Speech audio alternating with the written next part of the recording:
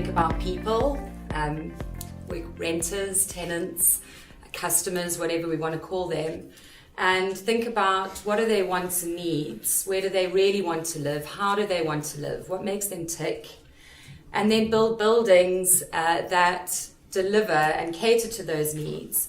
And so over time, a developer or an institutional investor or an operator or whoever it might be in the sector will slowly begin to build a brand. But first, we've got to start with the customer and building customer equity.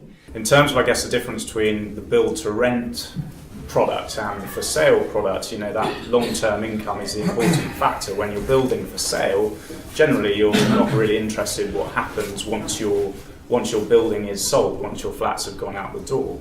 Whereas actually, if you flip that on its head and you look at delivering long-term rents, what you need to be very focused on is designing a building which does deliver you that maximum net operating income. If you drew the Venn diagram of what's important in build to rent now, it would be property, service and technology.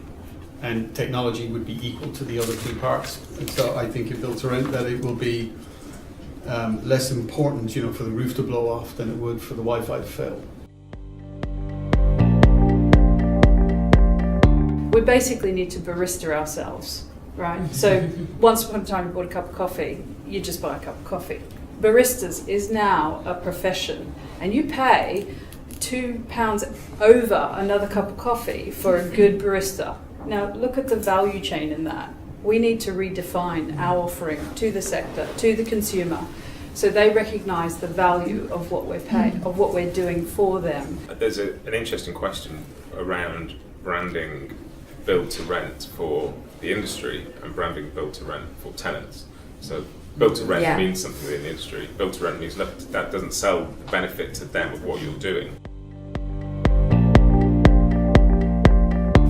Look, renting is just culturally seen as second class, and renting is a fine option for lots of people, and can be and could be and should be. I don't think we should all own our own homes. I think Do you we should all think be able that's to if we shifting? want. I think The culture is shifting. I think the culture is shifting more slowly than people would like it to.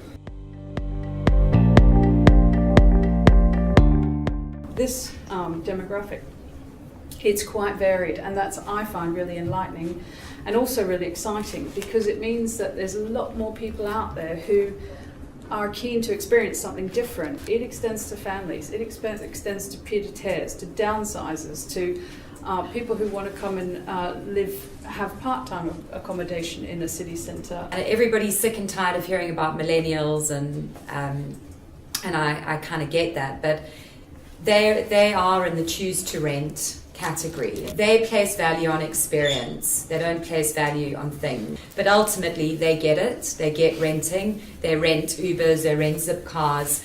They rent. They do Deliveroo. They do everything on demand. And as I said, this has really spread. So it comes back again to experience, and it comes back to customer experience. And as an industry, if we can raise the bar in terms of the experience that people have renting from professional landlords together, then we raise our brand of build to rent. And so it's this kind of amazing, hopefully, halo effect that happens.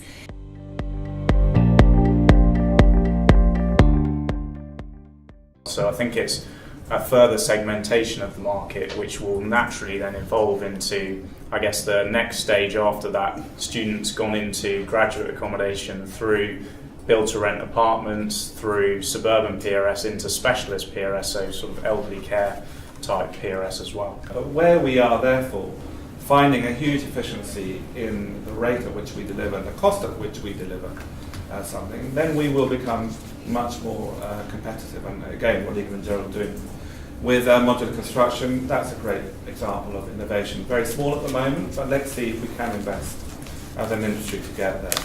Another second tangible example I'll give you is something that we do.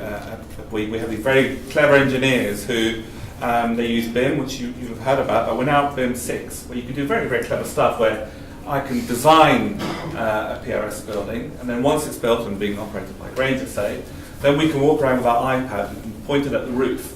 And all the information is in there of what's behind that suspended ceiling. The tradability of these assets is going to be really important, and that brand is often tied to that, because you're talking about an operating business, and an operating business has to have, to an extent, a brand proposition that actually has value. And to Alistair's point, at the moment we're nowhere near valuing brand, certainly from a Red Book perspective, but that will eventually come, because brand loyalty and will eventuate. One of the reasons people go to WeWork is because it's so scalable and flexible, and if you're a startup, you've no idea how many staff you're going to have next year.